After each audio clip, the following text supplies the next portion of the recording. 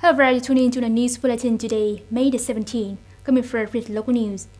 Based on the situation forecast, review and calculation on major targets, the government of Vietnam is working on two scenarios for the country's economic growth in 2020.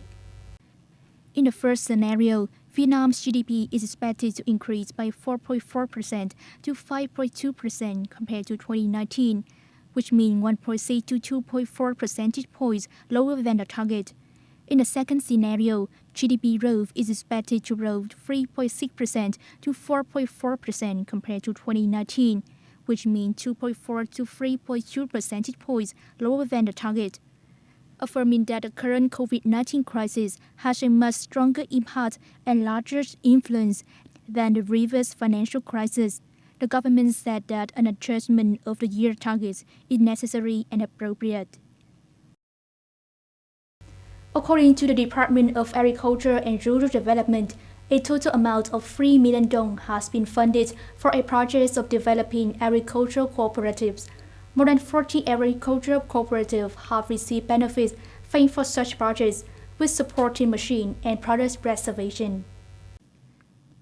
The program aims to support agricultural cooperatives to improve the operation quality, support cooperatives to invest and apply machines in production and reservation of their agricultural products.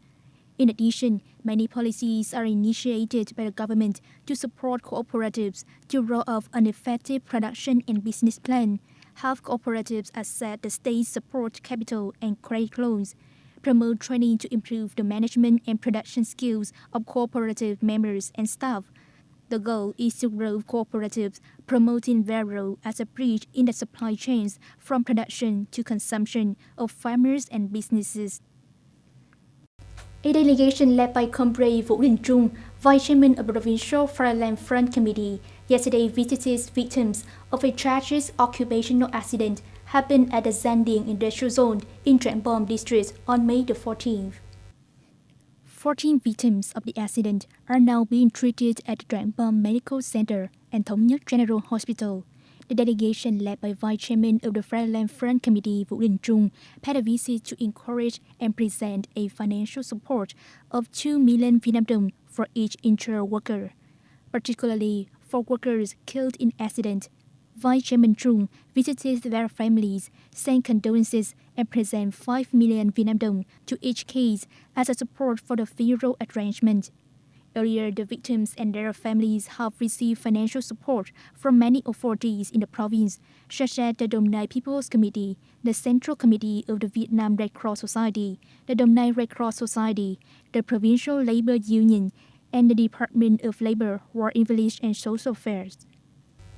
After more than 2 months of national lockdown to prevent the spread of coronavirus, yesterday Italian Prime Minister Giuseppe Conte announced that bars, restaurants, barbershops, beauty salons, team sport activities, and museums are reopened from May the 18th.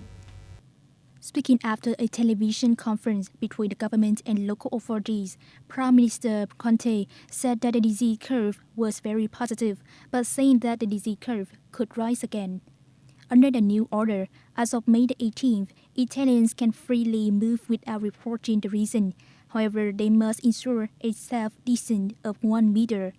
People must be especially cautious in hotspot areas like Lombardy, which is now still facing the toughest battle against COVID-19. Iraqi Prime Minister Mustafa al-Kadhimi yesterday said that Iraqi forces would launch a major offensive to eradicate the self-proclaimed Islamic State IS militants.